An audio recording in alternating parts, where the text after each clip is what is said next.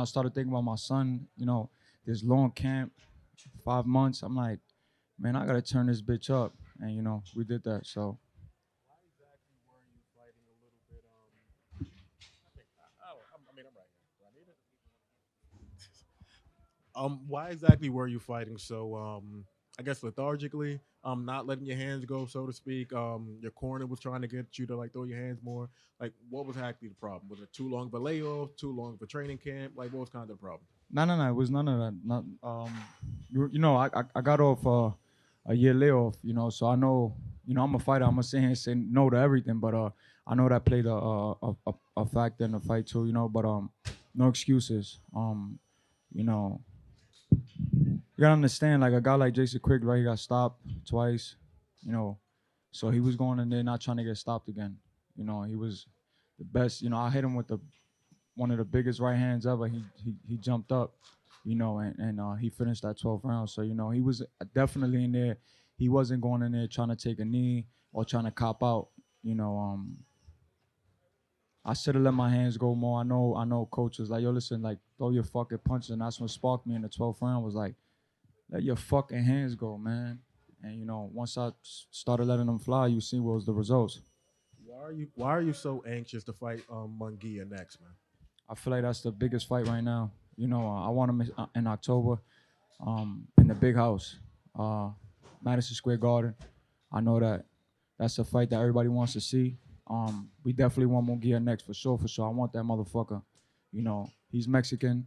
I'm Puerto Rican. I got the man here, one of the best promoter in the business right now, man. So, I know he's gonna make it happen for us. Real quick, you said I'm right here. I asked you one word to describe your opponent at the press conference, and you called him a clown because you said he's been laughing at you, he's been smirking, he's not been taking him really seriously when you were talking to him. Did he surprise you at all tonight with how much he had and how he came at you? Because you said you were just gonna walk through him and just toss him around, and beat the shit out of him. Is what you said. Yeah, for sure. At the end of the day, he's a fighter. I seen him in the back after the fight, and I told him, "You a warrior." I know he's a warrior. He got that Irish blood in him. Like I said, a lot of fighters, man, y'all, everybody that since the amateurs, like they always fought me different. They always had that spark in them to want to beat me. They could have fucking got knocked out their last two fights, and then when they step in with me, it's like a switch. So I take my hat off to him. He's a warrior. He definitely did some numbers here, man. So I seen him in the back. I congratulated him. And I told him thank you for taking the fight, but he's definitely a warrior. This question is for both of you. Ideally, where would the next fight be for both of you? I mean, look, I think we had a great start tonight. He hasn't boxed for over a year, and this place was completely sold out. The atmosphere was tremendous. Jaime Munguia brings a big crowd as well. Like Edgar said, I'd love to do it in the main room here. I think it can fill it up. It also fills up probably Vegas, LA, but I think it's a conversation with the zone. They love the fight. Everybody loves the fight. There's other options. I think Gennady Golovkin also in the big room is a tremendous fight. You've got Billy Joe Saunders from the UK, but he needs probably a comeback fight first. There's loads of fights. John Ryder, but I think the fights that fill the big room are Munguia and Gennady Golovkin. And Edgar, you've been talking about fighting in Puerto Rico. Is it Puerto Rico or New York next for you? Ideally. Definitely. We was talking about that. Trying to get a fight in Puerto Rico. But listen, man, if the Munguia fight can land, if we can make it happen, that's the fight we want. I think we got to make it happen right now. Like this is the year to make it happen. Puerto Rico versus Mexico. He's a banger. I'm a banger. I definitely got the rust off. I'm back with my old team. So we gonna pick up from that 12th round. We picking it up from there on. Like that's how we're gonna fight from round one to round 12 from now. So I just had to shake it up. And get the job done. Edgar, over here. First of all, I wanted to say congratulations. Second of all, like for example, like in the sport of football, when you come in as a rookie, they say that the game is fast, and then as they gradually go on along, the game gets slower for them. You showed a lot of poise tonight when you were cutting the ring off and picking your shots. Do you feel that in the ring things are getting slower for you, and you're getting more adapted to being a elite boxer? Yeah, for sure. That's actually a great question. I feel like it was sort of slow. Um, I just know if I would have picked it up from the sixth, seventh, eighth, I would have got him out of there. You know, I felt like I just waited all that time, and then the 12th round was like, all right, I gotta turn this bitch up. You know, and you seen the results. So, but it's a learning process. You know, I'm learning. I'm young, 26. Um, I'm a power puncher, but I'm blessed to be back with my old team. You know, and listen, man, I'm taking a week off and I'm going right back into the gym to work. You know, this shit ain't. I ain't partying. I ain't doing nothing, man. All I want to do is just get back in the gym. As soon as I went to the back, I said, "Yo, Mark, we back in the gym in a week. I'm taking off a week, and we right back to the, in the gym to work." And Eddie, I have one question for you. Um, you looked great last week. Where's your New Orleans T-shirt? Yeah, no, I left that in New Orleans. I had a New York one on today. Yeah, it's been a great run. So I got a question for both Edgar and Eddie. There's obviously a desire to go to a bigger venue. You did sell this out. It was very impressive. Fan atmosphere is incredible. Have you thought, Eddie, about ever doing something at the Arthur Ashe Stadium in Queens? It's a beautiful outdoor stadium, seats over 20,000. Edgar, if you went out there, you'd be the first person to fight at that venue. They've hosted professional wrestling concerts in addition to tennis.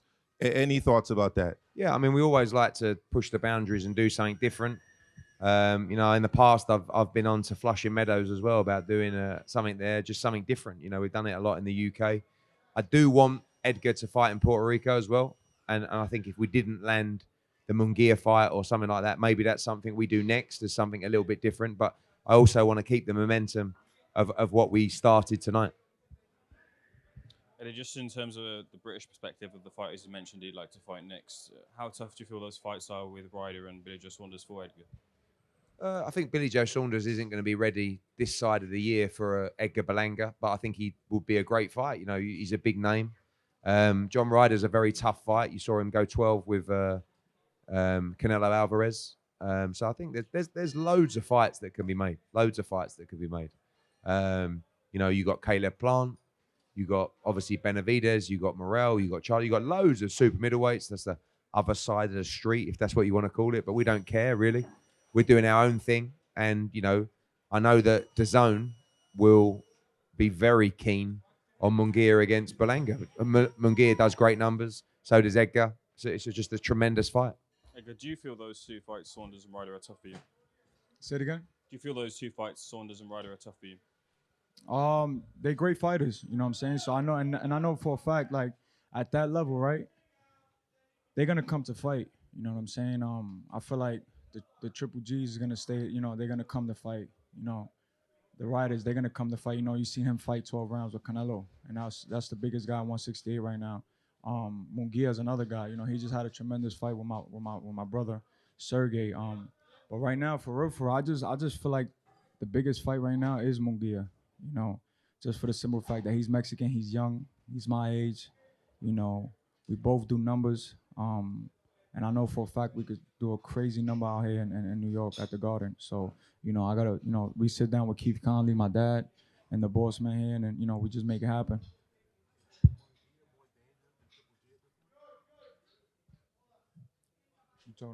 I feel like right now,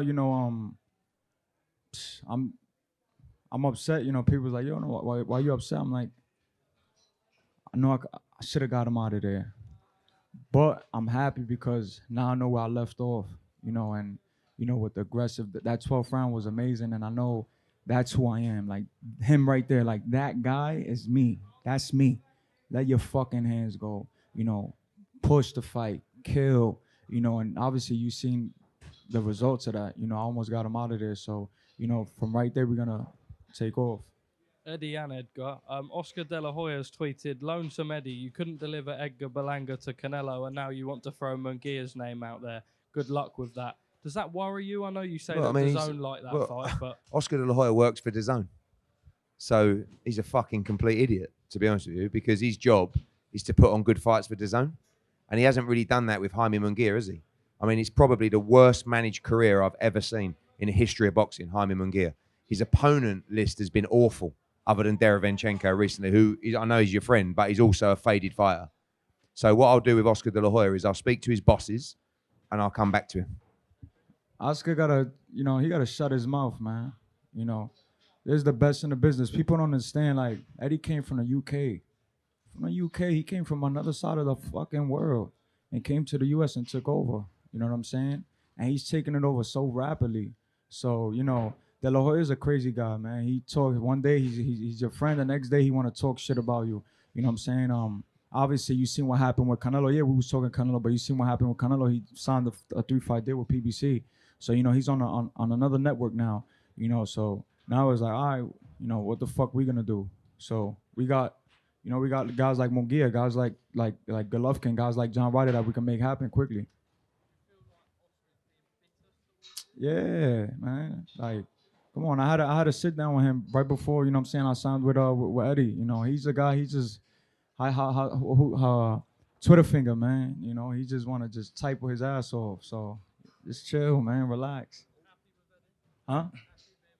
Oh, of course, man. Like the love that you guys gave me, the fight week, the amount of attention, the build up for this fight was amazing, bro. You know what I'm saying? And I'm gonna back my promoter up, whether who likes it or not. This is the guy, and we definitely gonna make something happen big after this fight. I left the mark, 12th round. From there on, bro, I swear to God, man, as on my Lord and Savior Jesus Christ, from 12th round, I'm picking up from that round, and it's game time. Like these guys are gonna be in trouble for sure. Edgar, back here.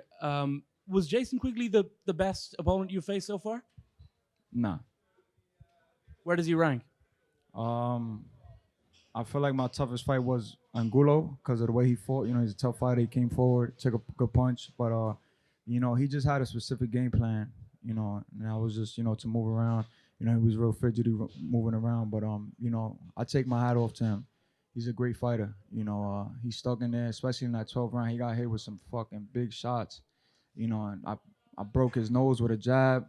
I broke his orbital bone with a jab. So I'm just happy, that I could leave off from the 12th round and we could just get back in the gym in a week, man, and just grind. And one more, couple more questions, guys. Eddie, I wanted to ask as well. What do you think of this Lonesome Eddie hashtag? It's all right. I listen. The fact that the entire week Oscar De La Hoya has been talking about me, it's great. Don't forget, my following is probably 80% English. So if Oscar De La Hoya can help my profile over here, it's fantastic. I just hope that I hope he's going to be okay. So Edgar, this was your first fight under the Matchroom umbrella. You've obviously fought here before at the theater, but it's your first fight under Matchroom. First, could you talk now a little bit about being a Matchroom fighter? Y la segunda pregunta que tengo para ti es, ¿qué tiene que decir? ¿Qué mensaje tiene para tu gente boricua aquí en Nueva York y también en la isla? Did you say something you didn't want me to hear? No. I asked him to give a message for his New York fans and also the Puerto Rican fans on the island. No, yo quiero gracias a los fanáticos míos de Puerto Rico, Nueva York y Latinoamérica, ¿me entiendes? Mucho como estaba soportándome mucho, ¿me entiendes? Y Boricua, man, like, it's my island, and I love my people, they come out for me. Man, it's something big, we're going to make something happen for sure, and Nueva York, el equipo mío, you know what I'm saying? Mark, my team, my dad, Alex, Asa Beard, my wife that, stuck through this 6 months at camp, man. I was in Florida, she was in New York. My mom, she stuck through it too, so, man. Edgar. And Johnny, my man Johnny. No, en mi primer pelea con Matchroom fue bueno, ¿me entiendes? Y estoy muy feliz. Y estoy firmado ahora con Eddie Hearn y estamos arriba ya. Vamos a pelear ahora mismo, vamos a pelear un pelea grande allá, aquí en Nueva York. Si no, Nueva York, en Puerto Rico. Edgar, congratulations on the victory. Just speak about what it was like just getting the support, not only from the Puerto Rican fan base, fellow Brooklynites, but just New York in a whole. This is maybe your third or fourth fight here, and it's another sellout. Just what does that mean to you? I'm just blessed, man, and I want to thank my Lord and Savior, Jesus Christ, man. Like, I got closer with God, and I just want to thank him for just, keeping me grounded. I want to thank my fans, without them, this wouldn't be happening. You know what I'm saying? So fighters gotta understand that you gotta give the fans the credit, man, because they the ones that's working their ass off to buy these tickets. You know, bringing a family. You know, probably taking off days off work. You know, flying in, paying for flights. So you know, without the fans, none of this will happen. You know, so all the credit, man. Like not all the credit, but like most of the credit goes to the fans. Right or wrong, Eddie? You know, without that, man, this shit wouldn't be nothing. You know, so I'm just happy, man, to be a year back. You know, not a lot of people could do that, and you know, we did another sellout. Right, last question, guys. Edgar, you're looked at as probably you're not even a prospect anymore, but the best Puerto Rican fighter out there. Is there any pressure carrying that mantle? You know, Cotto, Trinidad, Benitez. I think it's just the pressure of just you know, delivering for my people. You know, it's a tough stretch for me because I caught my first 16 fights, first round knockouts. You know, and then I went the distance. So you know, it's a little tough for me right now because you know people's expecting something. You know, a KO or a knockout or a TKO, and you know, and my Puerto Rican people, you know, and from New York, you know, they expecting that. But listen, man, I'm just excited to be here, you know, under the promotion. You know, we got the victory. That's all that matters. You know, we ended the fight amazing, and you know, I just got to pick off from that.